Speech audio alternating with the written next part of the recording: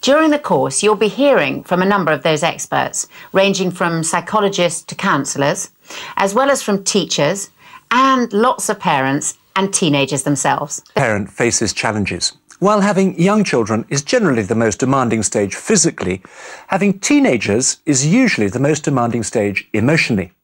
With teenagers, we're often faced with a choice. Do we let them or don't we? Sometimes we get it wrong. I remember one of those occasions. It was Barney's 17th birthday, and he'd just got his provisional driving licence. He asked me if he could drive to the train station 2 streets away for their journey to school. Wanting to give him a treat on his birthday, I readily agreed, and with Josh in the back, we set off with a sense of excitement. What I hadn't registered was that Barney didn't have a clue how to drive. He began by shooting backwards, narrowly missing 2 cars and a pedestrian. We then jolted forwards and kangaroo-hopped down the street in an alarming fashion. At this point, I suggested to Barney that he change gear. To my horror, he took his eyes off the road completely and started to study the gear stick. I grabbed the steering wheel and the handbrake as we careered towards a line of smart and rather expensive-looking parked cars, and we ground to a juddering halt. As an ashen-faced Josh got out of the car, he muttered, "Not your best idea, Dad." Parenting teenagers is a time of transition. They're changing, and we need to change. We found we were on a huge learning curve. For some parents, there's a dramatic change from having generally open and communicative children to suddenly having children who come out with things like, "Well, you wouldn't understand even if I told you," or "You treat me like I'm a 7-year-old," or "You're so strict, everybody else's parents let them." We asked some teenagers their views about their parents. Like, once you move up into a teenager, you feel like everyone's expecting you to be an adult, when it's quite a big jump from when you were before. So it's kind of hard just to adjust to that. We used to think that the brain was fully developed by late childhood.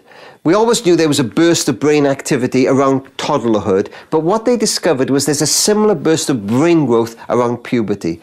But whereas around toddlerhood, the brain growth was to do with balance and movement, around puberty, it's to do with emotion and memory.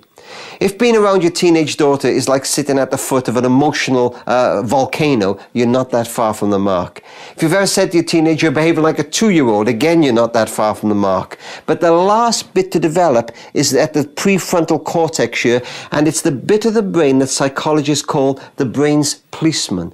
Some call it the brakes. It's the bit of brain that gives you sound judgment. That bit of the brain is still developing.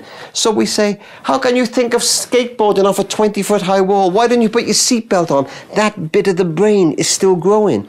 It's the bit of the brain, for example, that allows you to defer immediate gratification for the sake of longer-term good. We say, how can you think of going clubbing the night before your GCSE maths exam? Dad, the exam is not till tomorrow afternoon, for goodness sake.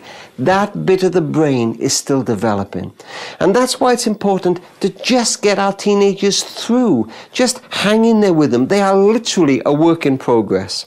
The scary thing is, one psychologist said, some teenagers don't get their breaks till they're 25 years old. And certainly that's true.